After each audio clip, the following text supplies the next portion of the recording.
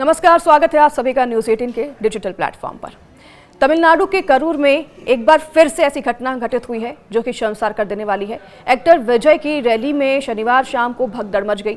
CM Stalin के मुताबिक हादसे में 39 लोगों की मौत हो गई है। इनमें 16 महिलाएं और 10 बच्चे शामिल हैं। 51 लोग आईसीयू में फिलहाल भर्ती हैं। मरने वालों की संख्या और भी बढ़ने की आशंका जताई जा रही है। तमिलनाडु पुलिस के मुताबिक विजय की रैली के लिए 10,000 लोगों की परमिशन दी गई थी, लेकिन 1,20,000 स्क्वायर फीट एरिया में 50,000 से ज्यादा लोग जमा हो गए। और ये इसलिए क्योंकि एक्टर 6 घंटे देरी से पहुंचे।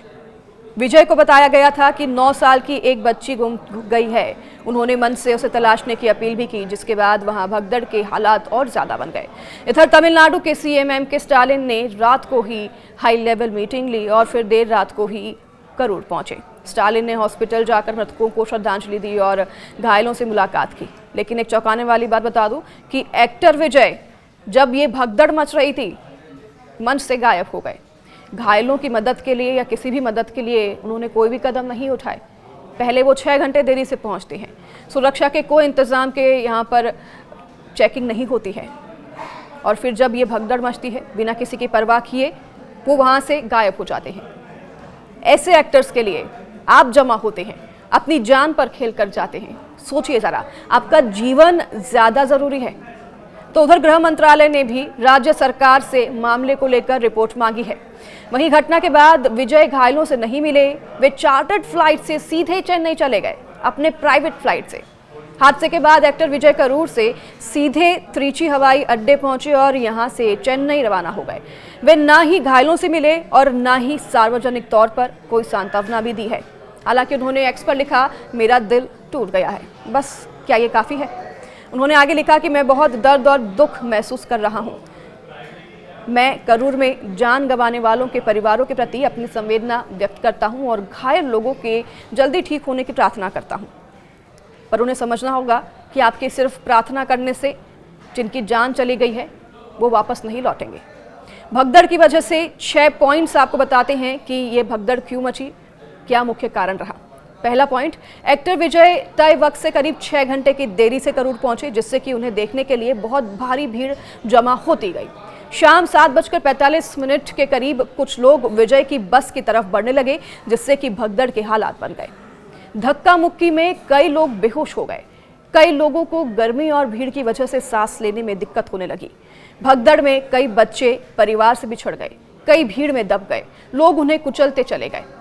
विजय के मंच के पास बढ़ती भीड़ को संभालने के लिए न पुलिस मौजूद थी और न ही वॉलंटियर्स। नतीजतन भीड़ बेकाबू हो गई।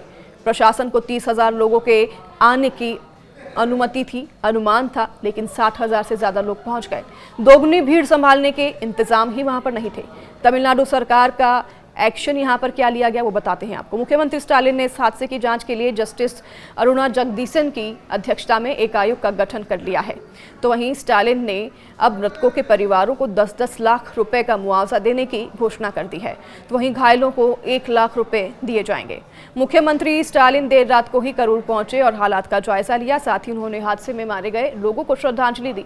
शनिवार को विजय की 2 रैलियां थी, जिसमें कि नमक्कल में सुबह 8:45 पर सभा की अनुमति थी, लेकिन वे 2:45 पर पहुंचे। तब तक धूप में भूखे प्यासे लोग थक कर गिरने लगे थे। भीड़ बेकाबू हुई, कई घायल हुए और महिलाओं के पैर टूटे। आयोजकों ने भीड़ प्रबंधन नहीं किया। इसके बाद विजय दोपहर 3:45 पर नमक्कल से निकले और फिर यहां से वो चले गए। विजय ने 2 फरवरी 2025 को टीवीके बनाई। विधानसभा चुनाव 2026 में उतरने की घोषणा की। इसके चलते राज्य भर में रैलियां कर रही हैं। इसका उद्देश्य जनता को पार्टी का एजेंडा, विचारधारा और सुधार योजनाएं समझाना है।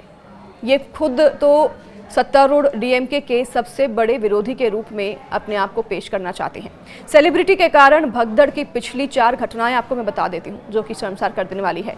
बेंगलुरु भगदड़ 4 जुलाई 2025 याद होगा आपको। आईपीएल 2025 में रॉयल चैलेंजर्स बेंगलुरु की पहली खिताबी जीत के जश्न का आयोजन किया गया। विराट कोहली समेत अन्य खिलाड़ी को देखने के लिए भीड़ जमा हुई। इस दौरान चिन्नास्वामी स्टेडियम के बाहर भगदड़ मच गई।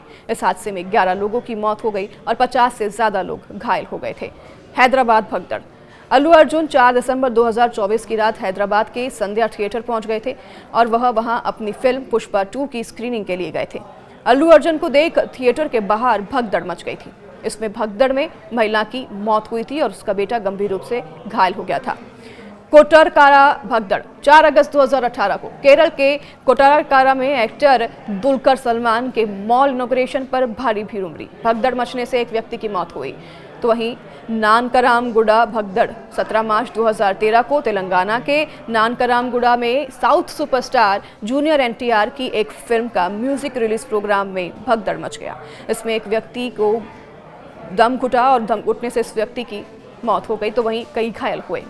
एक्टर विजय और उनकी पार्टी के बारे में आपको बता देती हूँ। देखिए 2 फरवरी को पार्टी लॉन्च की गई थी और एक्टर विजय ने 2 फरवरी को अपनी पार्टी टीवी के लॉन्च की थी। इसके बाद 22 अगस्त को उन्होंने पार्टी का फ्लैग और सिंबल भी लॉन्च किया था। चुनाव आयोग ने 8 सितंबर को उनकी पार्टी को राजनीतिक पार्टी के रूप में आधिकारिक मान्यता दी थी। विजय पहले ही ऐलान कर चुके हैं कि राजनीति में जाने के बाद वे फुल टाइम सिर्फ लोगों की सेवा करेंगे, पर ऐसा प्रतीत तो नहीं होता, क्योंकि जिस तरीके से आप ये घटना घटित होने के बाद अपनी प्राइवेट जेट में बैठकर भाग गए, लगता नहीं है कि आप लोगों की सेवा के लिए मैदान में उतरे हैं।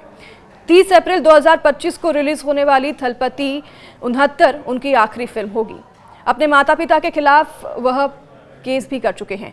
थलपति अपने पेरेंट्स समेत 11 लोगों के खिलाफ अपने नाम का गलत तरीके से इस्तेमाल करने पर शिकायत दर्ज करवा चुके हैं। दरअसल विजय राजनीति से दूर रहना पसंद करते हैं। हालांकि उनके पिता SA चंद्रशेखर ने उनके नाम पर राजनीतिक पार्टी ऑल इंडिया थलपति विजय मक्कल इक्कम बना रखी है।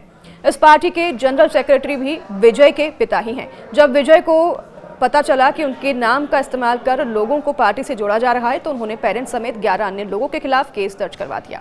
बता दें कि पार्टी के कार्यालय में विजय का एक विशाल स्टैचू भी बनाया गया था।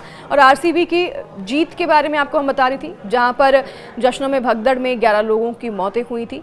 ये आपको याद होगा 4 जुलाई 2025 को ये घटना घटित हुई थी। तो ऐसी घटनाएं मैं इसलिए आपको बार बार गिनवा रही हूँ क्योंकि हम सबक नहीं ले रहे हैं। खास तौर पर हम देखते हैं कि साउथ में लोगों का क्रेज इतना ज़्यादा है कि वो भीड़ में जाने से पहले सोचते भी नहीं हैं, अपने साथ महिलाओं और बच्चों को भी ले जाते हैं और इस दौरान फिर ये घटना घटित होती है। देखिए स्टार्स तो अपनी जान बचाकर प्राइवेट जेट में निकल जाएंगे, पर आपकी मौत केवल मुआवजों में ही सिमट कर रह जाएंगी।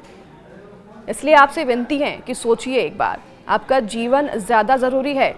प्रशासन पर, सरकार पर तो कई गंभीर सवाल खड़े होते हैं क्योंकि आए दिन हमारे देश में ऐसी घटनाएं घटित होती रहती है, लेकिन कोई सबक नहीं लिया जाता। लोगों से अब अपील है, लोगों को समझना होगा कि अपने जीवन से बढ़कर कुछ नहीं है।